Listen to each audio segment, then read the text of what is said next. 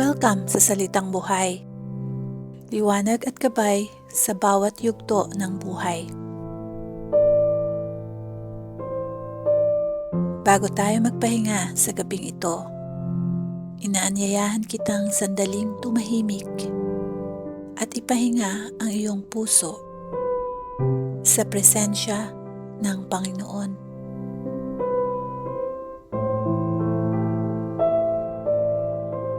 Kung ikaw ay may karamdaman o suliranin sa kalusugan, o mayroon kang mahal sa buhay na nangangailangan ng kagalingan, para sa iyo ang video na ito.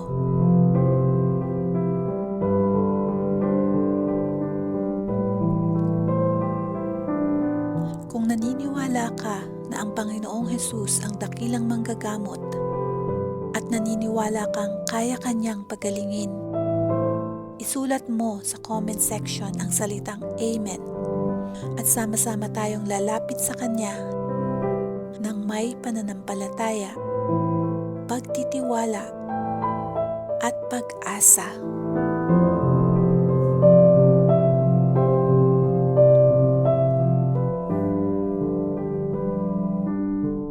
Ama naming makapangyarihan sa lahat, sa pagtatapos ng araw na ito, kami ay lumalapit sa iyo ng may pusong sumasamba at nagpapasalamat. Ikaw ang Diyos na hindi natutulog at hindi napapagod. Ikaw ang bantay ng aming buhay sa araw at sa gabi. Ikaw ang Diyos ng kapayapaan, ang Ama ng habag, at ang pinagmumulan ng lahat ng kagalingan. Panginoon, Ikaw ang Alpha at Omega, ang simula at wakas ng lahat ng bagay. Ikaw ang manlilikha ng langit at lupa. Ikaw ang Diyos na makapangyarihan, banal at puspos ng walang hanggang pag-ibig.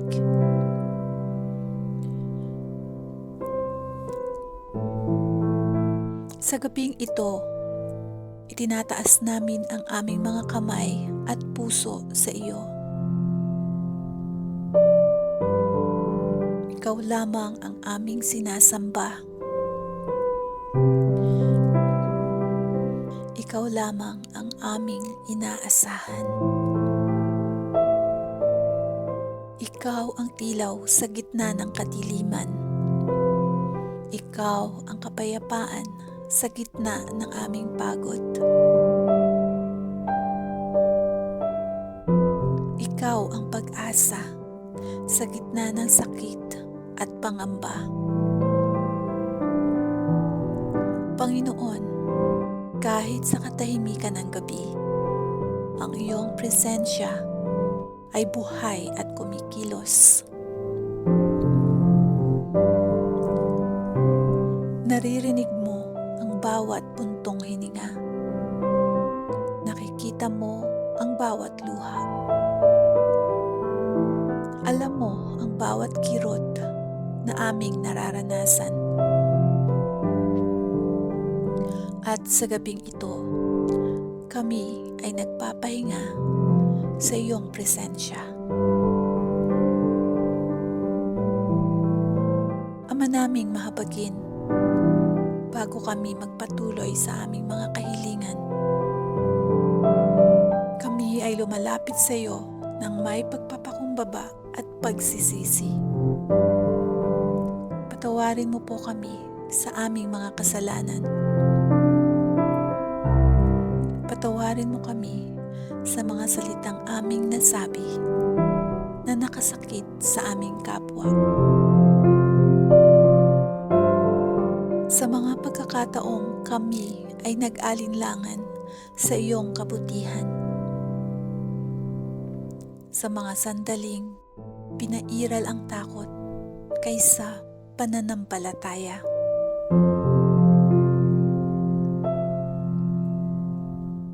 Patawarin mo kami sa mga oras na kami ay naging mahina,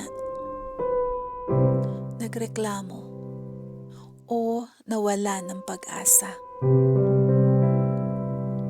Panginoon, linisin mo ang aming puso. Hugasan mo kami ng iyong awa. Lukuban mo kami ng iyong biyaya. Alisin mo ang anumang hadlang sa pagitan namin at ng iyong presensya. Ang iyong salita ay nagsasabing, kung aming ipahahayag ang aming mga kasalanan, ikaw ay tapat at makatarungan upang kami patawarin at linisin sa lahat ng aming mga kasalanan. Kaya sa gabing ito, aming tinatanggap ang iyong kapatawaran.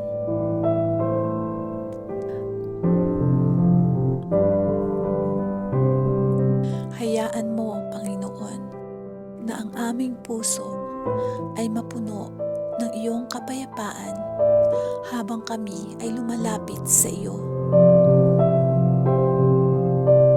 Ama naming mapagmahal, maraming salamat po sa araw na nagdaan. Salamat sa bawat paghinga. Salamat sa lakas na iyong ipinagkaloob. Salamat sa bawat maliit at malaking biyaya na aming natanggap. Salamat po sa iyong presensya na sumama sa amin sa buong araw.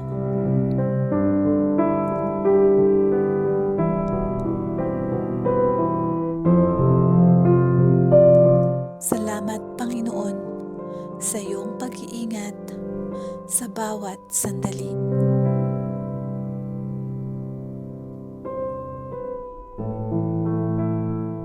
Salamat sa pagdinig mo sa aming mga panalangin. Kahit hindi man namin lubusang maunawaan, alam namin, Panginoon, na may sagot ka sa bawat panalangin namin. Panginoon, kahit nasa gitna ng sakit at paghihirap, kami ay nagpapasalamat sapagkat alam namin na ikaw ay kumikilos. Ikaw ay nagpapagaling. Ikaw ay nagbabalik ng lakas at pag-asa. Salamat, Ama, sapagkat hindi mo kami kailanman iniwan. Sa bawat sandali ng aming buhay, sa umaga, sa hapon, at sa gabi, ikaw ay naroroon.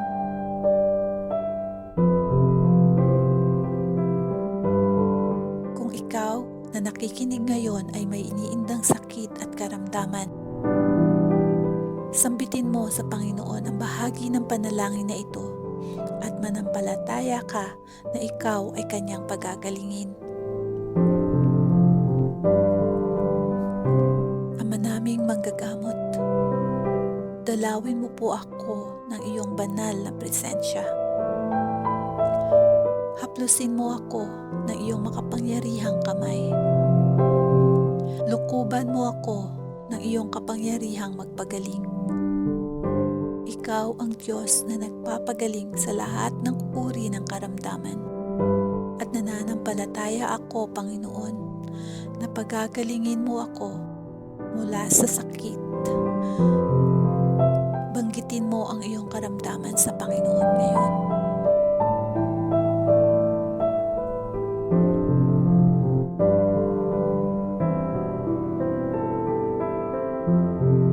Panginoon, narinig mo po ang mga sinambit ng iyong mga anak. Pagalingin mo nga po, Ama, ang may lagnat. Pagalingin mo ang ngayoy nakikipaglaban sa cancer.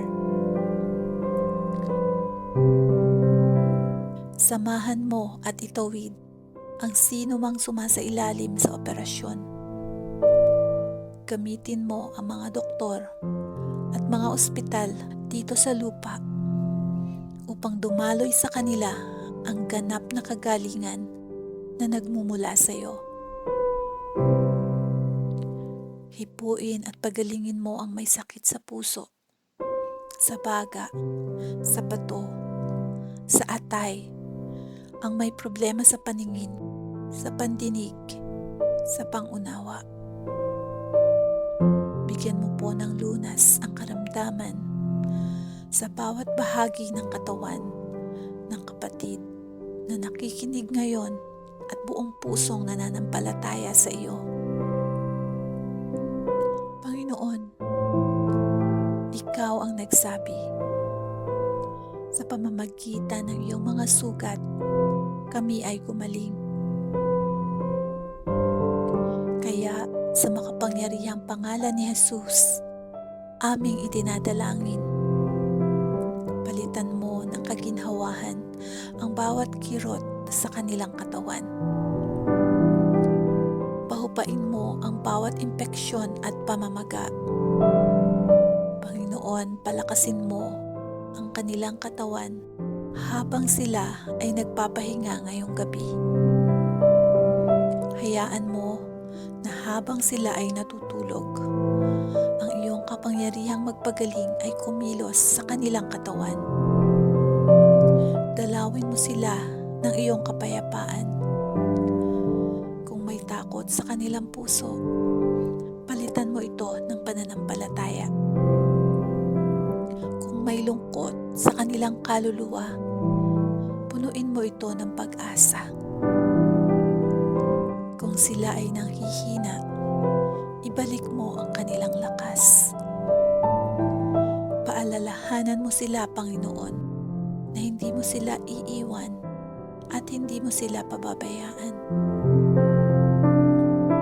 Ama naming mapagkalinga, ipinananalangin din namin ang mga pamilya at tagapag-alaga ng mga may sakit. Bigyan mo sila ng lakas kapag sila'y napapagod. Bigyan mo sila ng pag-asa kapag sila ay pinanghihinaan ng loob. Bigyan mo sila ng kapayapaan kapag sila ay nag-aalala. Panginoon, yakapin mo sila ng iyong pag-ibig sa gabing ito. Hayaan mo na madama nila na ikaw ang kanilang sandigan. Kapag sila ay umiiyak sa katahimikan ng gabi. Panginoon, patunayan mo sa kanila na naririnig mo ang kanilang mga panalangin. Panginoon, pinanghahawakan namin ang iyong mga pangako. Ang iyong salita ay nagsasabing, ang mga nagtitiwala sa iyo ay muling lalakas. Sa gabing ito, ipinapahayag namin, hindi ang sakit ang mananaig, kundi ang kapangyarihan ng Diyos. Hindi ang takot ang maghahari, kundi ang pananampalataya. Hindi ang kadiliman ang mananaig, kundi ang liwanag ng Panginoon. Inaangkin namin ang kagalingan, kagalingan sa katawan, kagalingan sa isipan, kagalingan sa puso at kaluluwa. Inaangkin namin ang kapayapaan habang kami ay natutulog ngayong gabi. Inaangkin namin ang himala ng Diyos. Ama naming tapat, salamat sapagkat ikaw ay kumikilos ng higit sa nakikita ng aming mga mata. Salamat sapagkat sa sandaling ito pa lamang ang iyong kagalingan ay dumadaloy na sa amin na parang ilog ng buhay. Salamat sapagkat ang bawat nagtitiwala sa iyo ay hindi mapapahiya. Sa gabing ito, ipinagkakatiwala namin sa iyo ang aming buhay. Habang kami ay natutulog, bantayan mo kami, Ama. Habang kami ay nagpapahinga, pagalingin mo kami. Habang kami ay naghihintay, palakasin mo ang aming pananampalataya.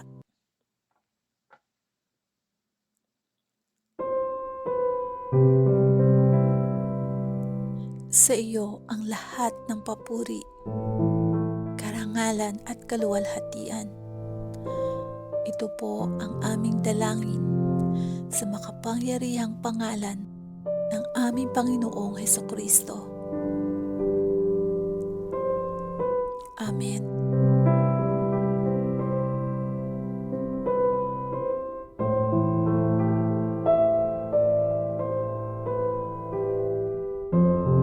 Maraming salamat sa pagsama sa akin sa panalangin ito. Narinig ng Diyos ang iyong pagsamo at alam niya ang iyong pinakahihiling. Huwag kang panghinaan ng loob. Patuloy kang kumapit sa Diyos at patuloy na manalangin.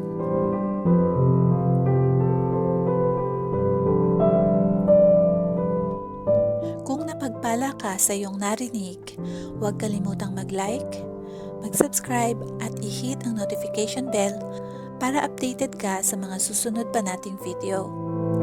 I-share mo na rin ito sa iba na nangangailangan ng kagalingan upang makasama din natin silang manalangin sa susunod.